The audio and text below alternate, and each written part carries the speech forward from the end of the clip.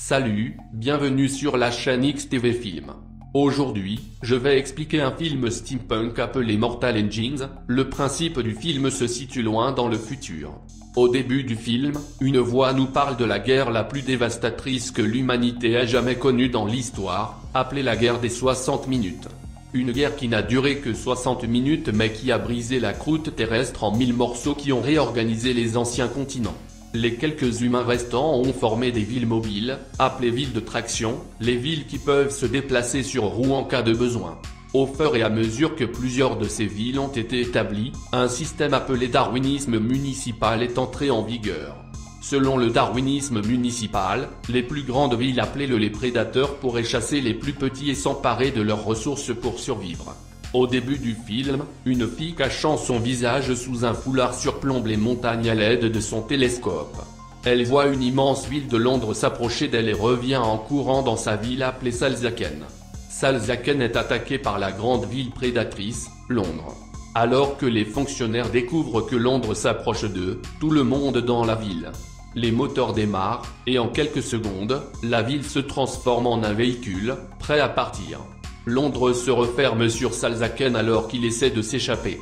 À Londres, de nombreux civils apprécient l'aperçu de la poursuite à travers une barrière de classe alors qu'ils encouragent leur ville à gagner. Le maire OF Londres s'appelle Magnus Crom. Il commande aux opérateurs les mesures à prendre. Les habitants de Salzaken font de leur mieux pour s'échapper mais se font finalement prendre sous le commandement de Crom. La ville est ensuite ingérée dans la cité prédatrice. À l'intérieur de Londres, nous voyons diverses infrastructures. Il possède des musées où les statues de sbires sont saluées comme des divinités américaines. Il est révélé que les gens ont interprété les conséquences de la guerre de 60 minutes comme bon leur semblait. Tom Nadsworthy est un apprenti historien de Londres. Il travaille au musée de Londres. Ce jour-là, Catherine Valentine, la fille du maire adjoint Thaddeus Valentine, attend Tom pour une leçon d'histoire. Tom est en retard pour aider Catherine, mais contrairement à d'autres élites, elle est amicale et gentille avec lui. Les deux se promènent dans le musée, en regardant des choses historiques comme les smartphones et les ordinateurs. Lorsque Catherine s'intéresse à la guerre des 60 secondes, Tom lui montre une vidéo de la guerre qu'il a pu récupérer à partir d'un vieux disque dur. Tom explique qu'une arme à énergie quantique appelée la Méduse a été utilisée pour mener la guerre et a été la raison pour laquelle la Terre a été brisée en morceaux.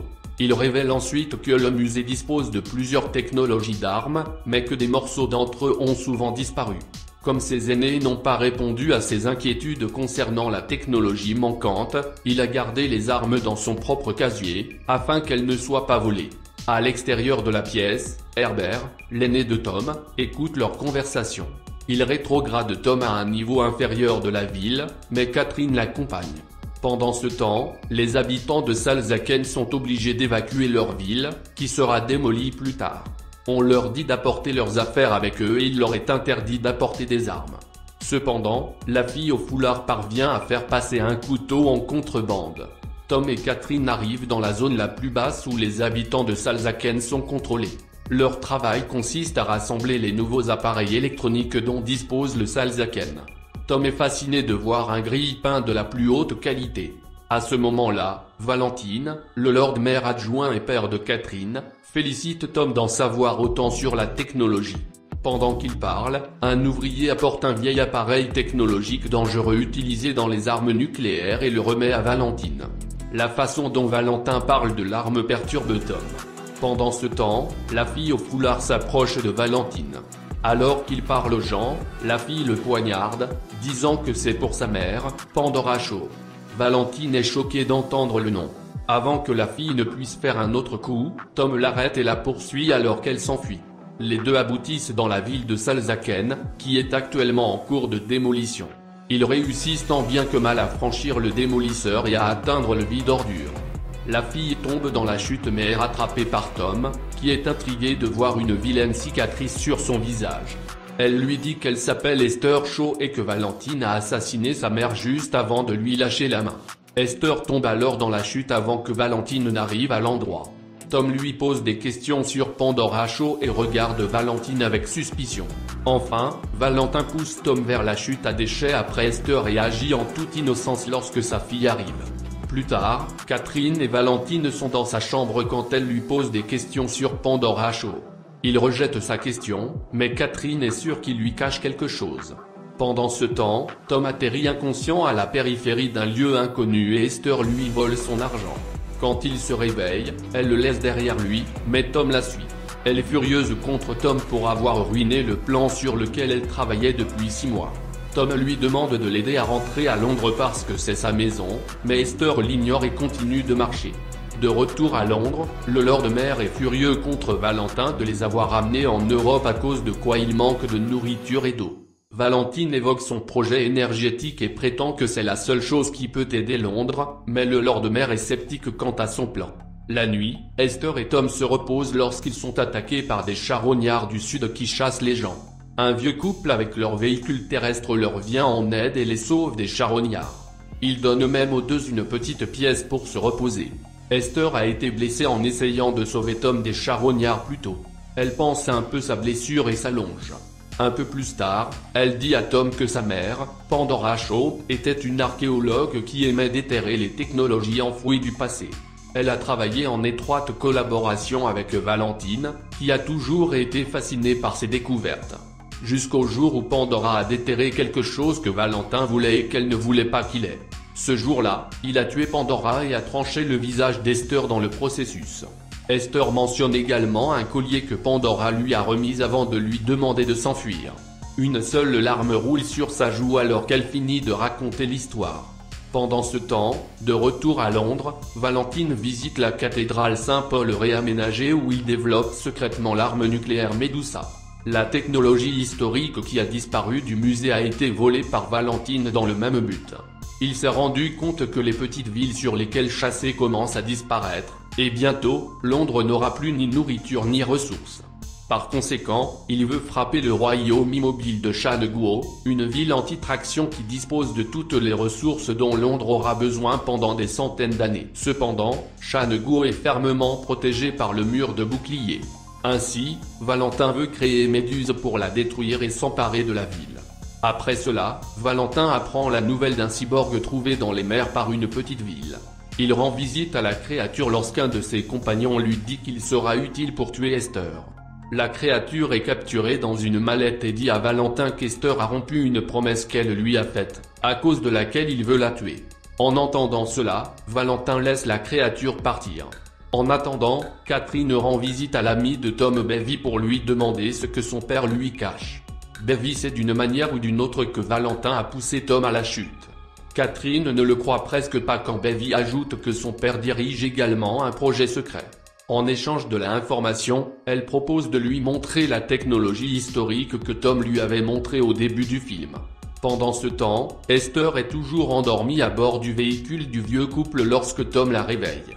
Il dit que le véhicule a tourné vers le sud, donc le couple leur a menti.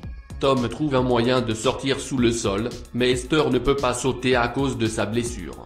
Il refuse de partir sans elle, et les deux sont bientôt attrapés. Ils sont ensuite pris en otage et mis aux enchères d'esclaves dans une ville. Esther est presque achetée par un homme quand soudain, une fille qui se démarque de la foule réclame Esther pour elle-même. Le commissaire-priseur reconnaît la jeune fille comme une criminelle recherchée et membre de la Ligue anti-traction, Anna Fang.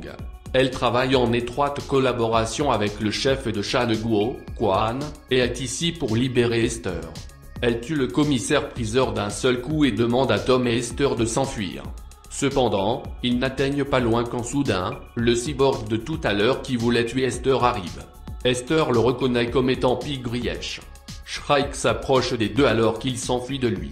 Il les obtient presque, mais ils sont à nouveau sauvés par Anna. Anna les fait ensuite voler dans son dirigeable et dit à Esther qu'elle ressemble à sa mère. Sentant la curiosité des deux, Esther révèle comment elle connaît Shrike. Il s'avère qu'il l'avait trouvé après que Valentin ait tué Pandora et qu'il soit depuis son parent. Shrike l'a élevé et l'a aidé à survivre dans le monde. Il est le seul cyborg qui reste après que tous ses semblables aient été tués. Un jour, Shrike en avait marre de toujours voir Esther triste, alors il a fabriqué un exosquelette avec l'intention de la transformer également en cyborg. Esther lui a promis qu'elle suivrait le plan, mais a découvert où se trouvait Valentin juste après. Par conséquent, elle s'est enfuie et Shrike l'a suivie afin de la tuer pour avoir rompu la promesse. Tom est stupéfait d'entendre l'histoire. Les deux sont ensuite emmenés dans une ville aéroportée appelée Haven, où ils rencontrent d'autres souvenirs de la Ligue Anti-Traction. Ils ont découvert les activités suspectes de Valentine et savent que cela a quelque chose à voir avec Pandora. Par conséquent, j'ai recruté Esther pour en savoir plus sur le plan de la Saint-Valentin. Esther les informe d'une boîte pour laquelle Valentin a tué sa mère. Alors qu'il parle de la boîte, Tom se souvient de la fois où un ouvrier a remis à Valentine une vieille technologie utilisée pendant la guerre des 60 secondes. Il se rend finalement compte que Valentin envisage de redémarrer Méduse, l'arme qui a détruit la Terre plusieurs siècles plus tôt. Il dit à tout le monde que la boîte était le système informatique central pour lancer l'arme à énergie quantique, Medusa. Le seul moyen d'arrêter l'arme est un crash drive, un type de clé qui annule la séquence de tir de Medusa. De retour à Londres, le supérieur de Tom au travail, Ebert parle à Valentine de la vieille technologie que Tom avait cachée. Il envoie rapidement ses hommes recruter les appareils. Dans le même temps, Catherine amène également Baby au musée mais constate que les appareils ont déjà été volés. Le surveillant du musée leur montre un chemin secret vers la cathédrale Saint-Paul afin que le duo puisse voir par eux-mêmes le projet de la Saint-Valentin. Ils montent à l'étage jusqu'à l'église, où ils voient une énorme pièce de machinerie que Valentin appelle Méduse. Il a finalement été achevé et est prêt pour l'attaque. Il se cache derrière un mur et écoute Valentine parler de l'attaque de Shan-Guo. À ce moment-là, l'actuel Lord Mayor entre dans l'église et ordonne aux gardes d'arrêter Valentin pour avoir mené l'expérience illégale. Cependant, les gardes restent en place, révélant qu'ils travaillent maintenant pour Valentin. Enfin, il tue le Lord Mayor alors qu'une Catherine horrifiée regarde. Les deux s'échappent des escaliers plus tard. À l'Haven, soudainement, les lumières s'éteignent et Shrike arrive à la recherche d'Esther. Le chaos s'ensuit alors que toute la ville s'illumine. Tom et Esther s'enfuient de Shrike, mais il se bat avec les membres Anti-Traction League et les rattrape bientôt. Il est presque sur le point de tuer Tom quand Esther le supplie de ne pas le faire. En la voyant pleurer pour quelqu'un, Shrike se rend compte qu'elle a enfin trouvé quelqu'un qu'elle aime et qu'elle n'est plus malheureuse. Cela signifie qu'il n'a pas à la convertir en cyborg. Une pie grièche gravement blessée remet à Esther le collier que Pandora lui avait offert et meurt sur le coup. Esther, Tom et les membres de l'Anti-Traction League se dirigent maintenant vers la ville de Shan-Guo. Ils rencontrent le gouverneur de Shan-Guo, Quan, et lui parlent du plan de Valentine. Anna suggère qu'il aide à lancer la flotte antitractionniste contre Londres car s'il frappe en premier, les chances de survie de Shan-Guo sont moindres. Quan ordonne aux gardes de frapper Londres avant qu'ils ne les frappent. Tom réplique en disant que les Londoniens innocents ne devraient pas être punis pour les erreurs de Valentine. Quan prétend que s'il y avait un autre moyen de défendre sa ville, il le ferait. Ensuite, tout le monde commence à se préparer pour la bataille alors que Tom s'éloigne, agacé. Esther et Satya, membres de l'Anti-Tractionniste League, prient quand Esther remarque que le collier que sa mère lui a offert contient un crash drive à l'intérieur. Elle et Tom courent rapidement vers Anna pour lui parler de la découverte. Cependant, à ce moment-là, Valentin lance la première attaque sur le mur de bouclier qui le détruit partiellement. Cela fait des ravages dans la ville de Shan-Guo. Les gens sont bousculés à cause de la force créée par l'explosion. Immédiatement après le premier coup, Valentine ordonne de recharger le système et de relancer le deuxième coup. Cependant, la recharge prendra un certain temps. Après avoir récupéré le crash drive, Anna et les autres de la Ligue Anti-Tractionniste, ainsi que Esther et Tom, montent à bord de leurs navires respectifs et s'envolent vers Londres. Des combats aériens intenses s'ensuivent entre les deux villes.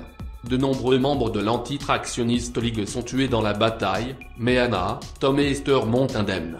Anna parvient à survoler l'avion au-dessus de Londres, et Esther pénètre à l'intérieur, emportant le crash avec elle. Quelque temps plus tard, elle oblige Tom à gérer l'avion et se rend également à Londres. Elle attaque Valentin d'emblée pour le distraire afin qu'Esther puisse utiliser le lecteur pour contourner le système. Désormais, il ne reste que 60 secondes pour que le missile soit lancé. Mais Esther parvient à l'arrêter dans les dernières secondes. Valentin regarde Esther quand Anna lui demande de s'enfuir. Il pousse ensuite Anna d'une plateforme, la tuant. Valentin affronte finalement sa fille Catherine à l'extérieur et lui demande de l'accompagner dans un endroit sûr. Elle le rabaisse pour avoir tué tout le monde pour le pouvoir et court à l'intérieur. Dans la salle de contrôle de Londres, les hommes de Valentine tuent tous les opérateurs. Enragée par l'échec de son premier plan, Valentine a décidé d'écraser tout Londres contre le mur de bouclier pour le briser, mettant ainsi la vie des deux villes en danger. Catherine essaie de freiner, mais le système est corrompu. Elle informe Tom de la situation via une radio. Tom demande alors à Catherine d'ouvrir la porte du moteur. Il vole à l'intérieur du système moteur de son avion et détruit les moteurs en lançant des missiles dans l'espoir d'empêcher Londres d'entrer en collision avec le mur. Au même moment, Valentine monte dans un avion pour décoller et éviter lui-même le crash. Cependant, Esther affronte l'homme et pointe son arme sur lui. Ils se disputent et Esther se souvient que sa mère a eu une liaison avec Valentine. Cette pensée la distrait et Valentin prend le dessus. Enfin, elle parvient à se libérer et à s'accrocher à l'avion de Tom. Quand elle est en sécurité, Tom lance un missile sur l'avion de Valentine et le tue finalement. Londres s'arrête quelques secondes avant de s'écraser contre le mur et tous les résidents sortent. Ils marchent jusqu'à Challegou dans l'espoir de commencer une nouvelle vie. Le film se termine alors que Tom et Esther s'embrassent, promettant de parcourir le monde l'un avec l'autre. Merci d'avoir regardé la vidéo.